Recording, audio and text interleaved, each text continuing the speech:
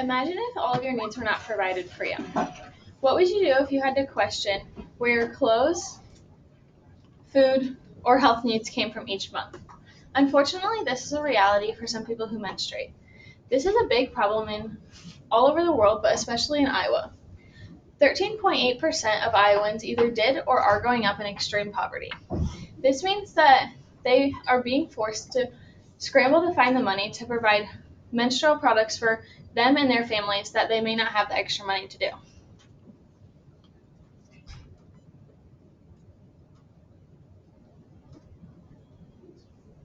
These products are simply a need for women all over the world, and a lot of people are finding that they have to struggle to find them each month. Not having access to these products may result in a financial burden on the families, risk of missing school days, and or serious health risks. The average woman ends up spending $18,000 on menstrual products in her lifetime. This would come out to be $120 to $300 per year just on these products alone. Families that have multiple, even 2 to 3 girls who menstruate, are being forced to spend upwards of $900 a year on menstrual products. This is a costly price, and many families don't have this kind of extra money.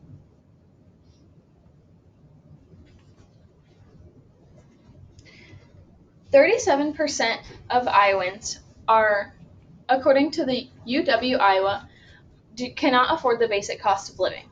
And on top of this, they are required to spend this costly number that I mentioned before on menstrual products.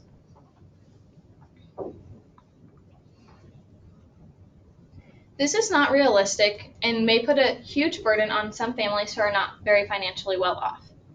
Some women are having to go without these products because of their money situation, but that is simply should not happen because these products are a need.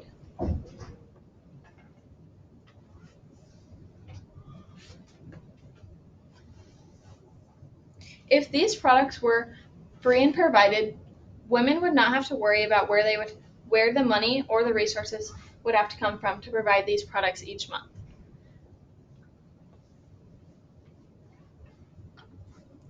Not only are women being forced to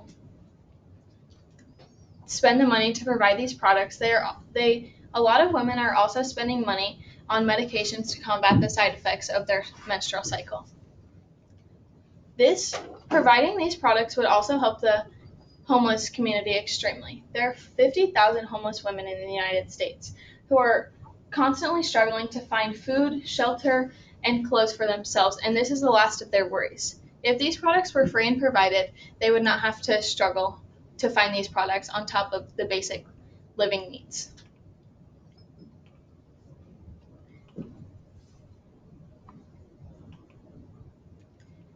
On top of the financial burden, not providing these products has also become an academic burden on many young women.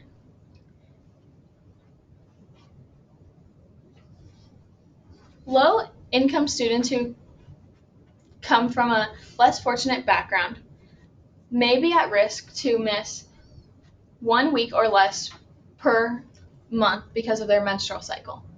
This comes out to be 1/4 of the 36-week academic school year. Now think about it. Missing 1/4 of the whole entire school year, that does not provide a student with the adequate academic learning or success that they need.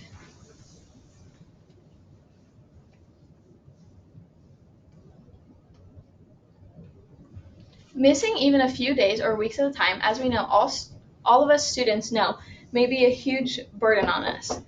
This could result in being set extremely far back in curriculum and struggling to catch up.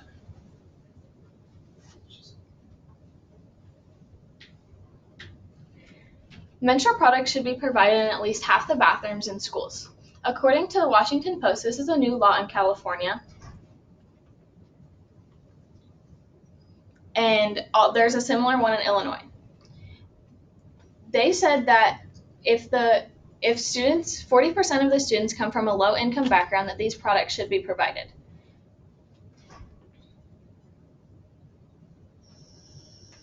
Providing these products in school bathrooms is a step in the right direction to help students gain academic success. A school's goal should be to want to provide their students with the best quality education. And providing these products would affect the women in their schools greatly because they would not have to worry about missing school or where they could get these products during the school day. The last and maybe the most important reason that these products should be provided is the serious health risks. According to the Mayo Clinic, toxic shock syndrome is a disease that could cause many infections and could also result in amputations and many other serious health problems.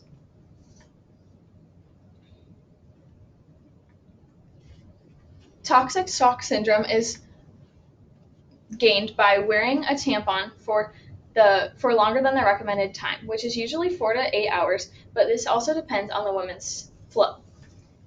Some women who do not have adequate access to these products are being forced to make what they have last longer, and this is resulting in serious infection or irritation.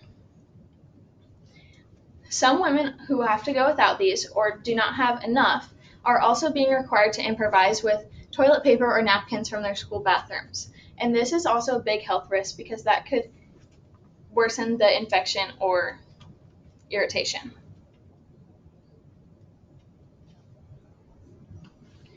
These products are essential to staying healthy, as is toilet paper, which we all know is provided in every school bathroom and every public restroom all around the country. But as toilet paper is essential to stay healthy and sanitary for women, so are menstrual products, and those are not being provided in any bathrooms, public or school.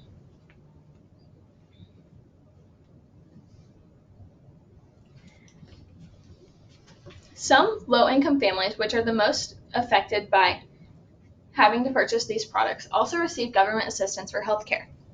So if they are receiving government assistance for healthcare for infections or irritations that is resulted by their menstrual products, the government is having to pay for those doctor visits or medications out of pocket. Paying for those might be more expensive than simply providing these products for all women. Now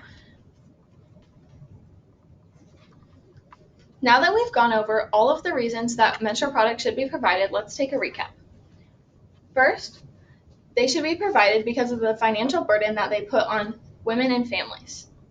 Secondly, they should be provided because of the risk of missing school days, setting a student very far back academically. And lastly, they should be provided for the serious health risks that we discussed today. This topic has been in the Iowa government for the last 5 years, but has not gained very much traction yet and has not gone into law. But I hope today I made you all aware of why these products should be free and why they are simply a need for women.